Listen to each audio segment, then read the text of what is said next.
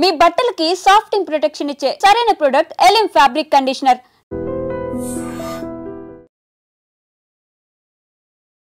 Welcome to iDream channel. This is Pavan. రాను రాను మనుషులు మృగాల్లా ప్రవర్తిస్తున్నారు. తల్లికి చెల్లికి తేడా ఉండట్లేదు. కట్టుకున్న భర్తను కూడా అతి కిరాతకంగా చంపేస్తున్నారు. తల్లిదండ్రుల్ని ఇష్టం వచ్చినట్టు నరికేస్తున్నారు. అంటే ఎందుకు 9 నెలలు కనీ పెంచిన తల్లిని జీవితాంతం భరోసాగా ఉండి మనకు ధైర్యం చెప్పే తల్లిదండ్రుల్ని ఎంత బాగా చూసుకోవాలి. కానీ విచక్షణ రహితం కోల్పోయి ఇష్టం వచ్చినట్టు బానిసలయ్యి, డబ్బులకు బానిసలయ్యి, ఆ మద్యానికి బానిసలయ్యి, మద్యం మత్తులో ఏం చేస్తున్నారో అర్థం కావట్లేదు కొంతమంది. మరికొంతమంది ఆస్తుల కోసం, భూముల కోసం కన్న తల్లి తండ్రిని కూడా చూడకుండా, ఆ విలువలకి బంధాలకి విలువనీయకుండా ఇష్టం వచ్చినట్టు నరికేసుకొని చంపేస్తున్నారు. ఎందుకు ఈ విషయం చెప్తున్నానంటే, గచ్చిబౌలిలో మరో దారుణం చోటు చేసుకుంది. 19 ఏళ్ల కొడుకు కన్న తండ్రిని అతి కిరాతకంగా గొంతులో పొడిచి చంపాడు. సో దీనికి తగ్గ వివరాల్లోకి వెళ్తే 2 లక్షల రూపాయల కోసం తండ్రిని అతి కిరాతకంగా చంపాడు. వనపర్తి జిల్లా గన్పూర్ మండలానికి చెందిన కోతులకుంట గ్రామంలో హనుమంతులు నివసించేవాడు. అక్కడ నుంచి వృత్తిరీత్యా ఏదో సంపాదించుకుందామని హైదరాబాద్కి అయితే రావడం జరిగింది. హైదరాబాద్ వచ్చిన తర్వాత అక్కడ భూమిని తాకట్టు పెట్టారు. ఒక 6 లక్షలకి భూమిని తాకట్టు పెట్టి ఆ డబ్బులు తెచ్చుకుంటే అందులో ఒక 2,50,000 మాత్రం కొడుకు అకౌంట్లో వేసాడు తండ్రి. వేయించుకున్న తర్వాత ఆ 4 లక్షలు అతని దగ్గరే ఉన్నాయి. ఎంతకేటికి ఆ 2 లక్షల రూపాయలు ఇవ్వకపోవడంతో తండ్రి మందలించడం జరిగింది. ఎక్కడికి పోయాయి 2 లక్షలు, ఏం చేసావని చెప్పేసి అంటే, స్నేహితుడి దగ్గర ఉన్నాయని చెప్పేసి ఏదో కళ్ళబొల్లి మాటలు చెప్పుకుంటూ కొన్ని రోజులు తీసుకురావడం జరిగింది. అలాగే సాగించాడు. తర్వాత తండ్రి కొంచెం మందలించి గట్టిగా అడిగాడు. ఒక 2 దెబ్బలు వేసి ప్రయత్నం చేశాడు. 2 లక్షల రూపాయలు ఎలా మాయమయ్యాయి, నువ్వు ఎందుకు ఇచ్చావు, మన పరిస్థితి ఏంటి, మనం ఎలా ఉండాలి, ఇక్కడ ఊరు కానీ ఊరు వచ్చాము, మనం బతకాలి కదా అని చెప్పేసి మందలించినప్పుడు అది మనసులో పెట్టుకొని తండ్రిని ఎలా అయినా చంపాలని ప్లాన్ చేశాడు. యాక్చువల్లీ ఈ 2 లక్షలు అతను ఏం చేశాడో తెలుసా, బ్యాంకులో వేసుకొని ఇష్టం వచ్చినట్టు బెట్టింగ్లుగా డబ్బులు వేసుకొని 2,50,000 పోగొట్టాడు. బెట్టింగ్లకి ఎంత బానిసలు అవుతున్నారో చూడండి. గతంలో చాలా బెట్టింగ్ల మీద ఎన్నో కేసులు నడిచాయి. పెద్ద పెద్ద సెలబ్రిటీస్ కూడా జైలుకి వెళ్ళడం జరిగింది. అలాంటిది ఇంత అవేర్నెస్ తీసుకొస్తున్నా కానీ ఆ యువతలో అసలు మార్పు లేకుండా అయింది. చాలామంది ఇలాంటి బెట్టింగ్స్కి బానిసలైపోతున్నారు.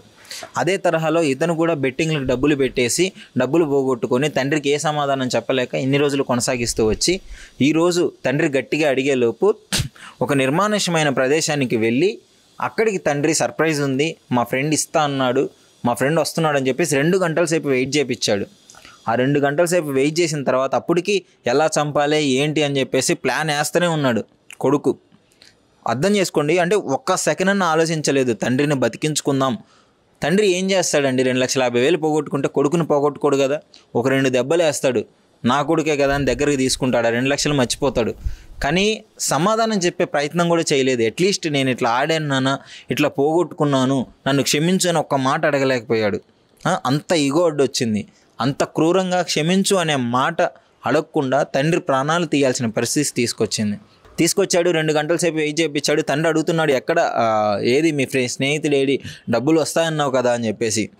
లాస్ట్ మూమెంట్లో ఇక చేసేది లేక మొత్తం క్లియర్ చేసుకొని ప్లాన్ ప్రకారమే, డాడీ కళ్ళకు గంతలు కట్టుకోండి, నీకు సర్ప్రైజ్ ఉంది అని చెప్పేసి ఆ అమాయకపు తండ్రిని మాటలతో నమ్మించి, కన్న కొడుకే కదా అండి, ఎవరు నమ్మకుండా ఉంటారు, కళ్ళకు గంతలు కట్టగానే అతి కిరాతకంగా గొంతులో పొడిచి చంపడం జరిగింది.